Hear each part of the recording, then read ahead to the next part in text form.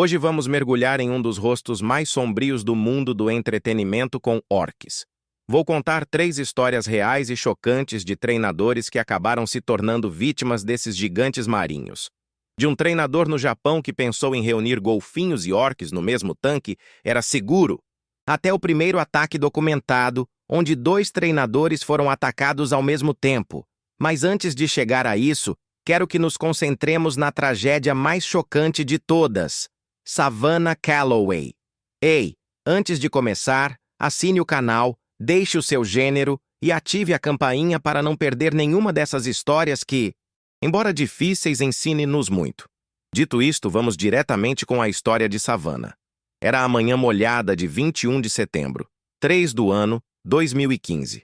Na cidade de Biloxi, Mississippi, o Gulf Coast Marine Adventure Park estava se preparando para outro dia cheio de shows. O estádio recém-reformado tinha capacidade para 5.000 pessoas e naquele dia estava quase explodindo. Os turistas de todos os lugares procuraram se refugiar do calor do final do verão, sem imaginar que estavam prestes a testemunhar uma das tragédias mais horríveis da história dos parques marinhos. Este lugar, fundado no ano 2000, do ex-biólogo marinho James Henderson, deixou de ser um humilde centro de reabilitação para se tornar uma das atrações mais populares no sudeste dos Estados Unidos. A joia do parque era nova, uma orca feminina com quase 6 metros de comprimento, capturada nas águas russas no ano 2008. Embora pesasse cerca de 3.850 quilos, era menor que outros orques, mas sua agilidade e inteligência fizeram brilhar. Seu treinador principal era Savannah Calloway, uma mulher de 31 anos que estava cuidando dela a partir do ano 2010. Quando criança, crescendo na costa do Alabama, Savannah havia demonstrado enorme empatia pelos animais marinhos. Ele passou horas como voluntário em centros de resgate, mesmo ficando após sua vez para confortar as criaturas feridas. Essa vocação a levou a estudar um mestrado em ciências marinhas mamárias na Universidade de Miami. Quando ele entrou no programa de aprendizes na costa do Golfe, ele foi rapidamente reconhecido como alguém com um talento natural e um coração cheio de compaixão. Mas no início do ano, 2015 anos começaram a mudar. Nova começou a mostrar comportamentos preocupantes. Ele nadou em círculos repetitivos, emitiu vocalizações estranhas à noite e pouco a pouco começou a rejeitar refeições. A doutora Rebecca Simpson, a principal veterinária do parque, registrou que a orca mostrou resistência a obedecer às ordens e até comportamentos agressivos com treinadores de novatos. Em março do mesmo ano, ocorreu o primeiro incidente grave. Nova encurralou um treinador contra a parede da piscina. Ninguém ficou ferido, mas Savannah o considerou um sinal de alarme. Durante o verão, as coisas pioraram.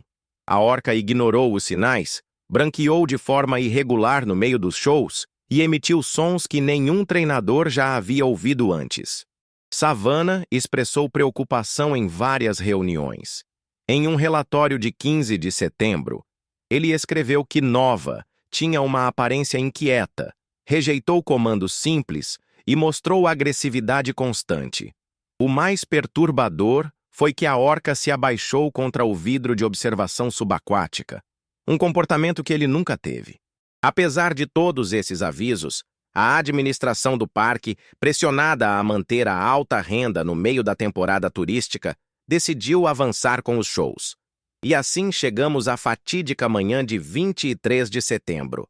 Diante de Dawn, Nova se comportou estranhamente.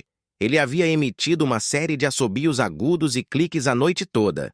O treinador noturno Derek Foster, que trabalhava com mamíferos marinhos há mais de 8 anos, confessou que nunca tinha ouvido nada parecido. Como se isso não bastasse, na mesma manhã, o sistema de filtração do tanque falhou, alterando o frágil balanço hídrico. Era uma bomba, relógio pronta para explodir.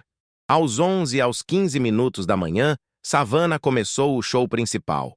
O estádio estava cheio, com mais de 4.300 espectadores.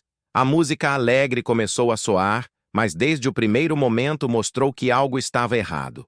Nova demorou demais para entrar na zona de apresentação, deu 3 voltas completas ao perímetro do tanque antes de obedecer, algo que não fez desde seus primeiros dias de treinamento. A tensão era palpável. Os primeiros truques foram lançados, mas forçados. Durante um exercício de rotina, Nova atingiu fortemente as mandíbulas, um gesto agressivo que alarmou a assistente técnica Maria Delgado, que alertou pelo rádio. Mas com o barulho do programa e a ovação do público, a mensagem foi confundida com uma falha técnica de áudio. O momento decisivo ocorreu durante o truque mais famoso, o Paseo del Huracán, onde Savannah andou no rosto de Nova, enquanto a orca girou rapidamente e depois o jogou. Estava lá quando tudo ficou fora de controle. Nova começou a transmitir cliques de ecolocalização tão intensos que eles foram ouvidos sobre música. Em vez de girar como planejado, a orca foi lançada violentamente para um lado, projetando Savannah a mais de 4 metros da água. Antes que ele pudesse ativar seu dispositivo de flotação de emergência, Nova já estava nele. O impacto foi brutal. As mandíbulas de Nova, capazes de exercitar mais de 8.600 quilos de força, fecharam no torso de Savannah. Os aplausos públicos tornaram-se gritos de terror quando a orca abalou o treinador, como acontece com sua presa na natureza. Todo o estádio entrou em pânico. A voz do falante solicitou calma e os guardas de segurança começaram a orientar as evacuações controladas. Algumas famílias cobriam os olhos de seus filhos, outras não pararam de olhar para o local com horror. O que veio depois foram 7 minutos de autêntico pesadelo. Nova arrastou Savannah repetidamente para o fundo do tanque, ficando mais profundo, cada vez mais. A certa altura, ele o jogou pelo ar e o pegou novamente no ar com precisão aterrorizante. A água começou a tingir vermelha. Os treinadores tentaram de tudo. Eles jogaram comida no tanque, usavam redes, sons de emergência ativados. Nada funcionou. Nova parecia entrar em um estado de bloqueio, como os especialistas descreveriam mais tarde, completamente insensíveis a estímulos externos. Ele até pressionou o corpo de Savannah contra o vidro subaquático, forçando os espectadores a ver a cena de perto. Era uma imagem que muitos nunca poderiam apagar de sua mente. Após inúmeras tentativas, a equipe conseguiu separar a orca usando bastões especiais. Mas era tarde demais. Às 11, com 47 minutos, os paramédicos declararam Savannah morto. A causa: trauma maciço e afogamento. A pesquisa subsequente foi devastadora. Havia vários relatórios de aviso ignorados. A própria Savannah havia documentado a instabilidade de Nova, mas, como muitos treinadores experientes, ele confiou no ciclo emocional com o animal. Os gerentes do parque, em sua ansiedade em manter lucros, decidiram continuar com os shows, apesar de todos os sinais. A falha do sistema de filtração naquela noite foi apenas a faísca que detonou a tragédia. O parque enfrentou demandas, perdeu visitantes e, no início do ano 2016, anunciaram seu fechamento definitivo. A Nova foi transferida para outra instalação com protocolos mais rígidos. Nunca mais apareceu em contato direto com treinadores humanos. A morte de Savannah tornou-se uma lição dolorosa.